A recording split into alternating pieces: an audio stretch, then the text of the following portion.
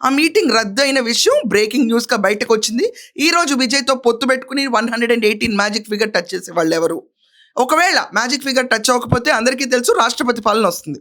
రాష్ట్రపతి పాలనొచ్చిన తర్వాత మళ్ళీ ఎలక్షన్స్‌కెళ్తారు. మళ్ళీ ఇదే గోల. ఇది అందరికీ ఇక్కడి దాకా అర్థమైన విషయమే. ఈరోజు నిజంగా చూడాలంటే చాలామంది విజయ్ సీఎం అవుతాడా? విజయ్ సీఎం అవుతాడా? అని చెప్పి సెన్సేషనల్‌గా పెడుతున్నారు. కానీ ఒక్కటి ఆలోచించాలి. ఆల్రెడీ పీఎంకే పార్టీ వాళ్ళు 4 స్థానాలు గెలిచారు. అలాగే సిపిఐ 2 ఉంది. 6 ఉన్నాయి ఇక్కడే విజయ్‌కి. ఈ లెక్కన చూసుకున్న 113. ఆయనకు కావాల్సింది కేవలం 5. 5 మంది ఆయన గేట్ ముందే నుంచునుంటారు. ఇది ఫ్యాక్ట్. డీఎంకే నుంచి అవనండి, ఏడీఎంకే నుంచి అవనండి, ఇద్దరు ముగ్గురు రావటం పెద్ద విశేషం కాదు. ఎన్ని పార్టీల్లో చూడలేదు మనం జంపులు కొట్టడం. ఈరోజు అదే తరుణంలో విజయ్‌కి సపోర్ట్ వస్తుందని చెప్పి జనాలు బయట అంటున్నారు. బట్ అనర్హత వేటు పడొచ్చు. ఎవరన్నా ఎమ్మెల్యేలు ఇలా ఎళ్లి ఆల్రెడీ ఇంకా గవర్నమెంట్ ఫామ్ అవుతుంది, ఆయనకి సపోర్ట్‌గా నుంచుని ఆళ్ళు మార్చేసుకోవడం అనేది అనర్హత వేటు పడొచ్చు. సో, ఈ అనర్హత వేటు నుంచి విజయ్ ఎలా తప్పించుకుంటాడు? ఇది కాకుండా అన్నా డీఎంకేతో ఆయన మాట్లాడతాడా?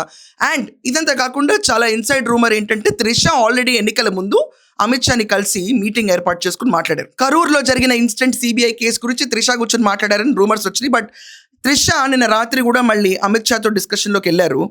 ఎన్డీఏలోనే ఉంటూ ఏడీఎంకే సపోర్ట్ ఇస్తుంది. బట్ బయట నుంచి సపోర్ట్ ఇస్తారు అని చెప్పి ఊహాగానాలున్నాయి.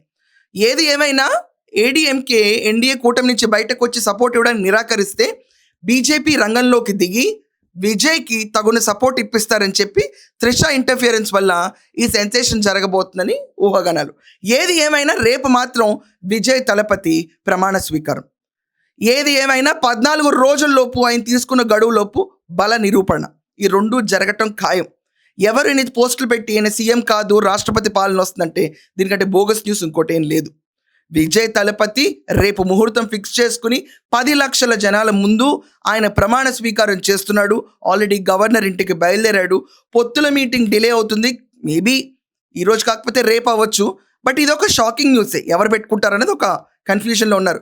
Because Trisha is there who is already handling BJP. అంత భయపడాల్సిన అవసరం లేదు. సో మీ అందరి ఒపీనియన్ ఏంటి? ఎవరితో ఈ పొత్తు కొనసాగుతుంది? అన్నా డీఎంకే వాళ్ళు వెనక్కి వెళ్ళిపోతే దేనికి సంకేతం?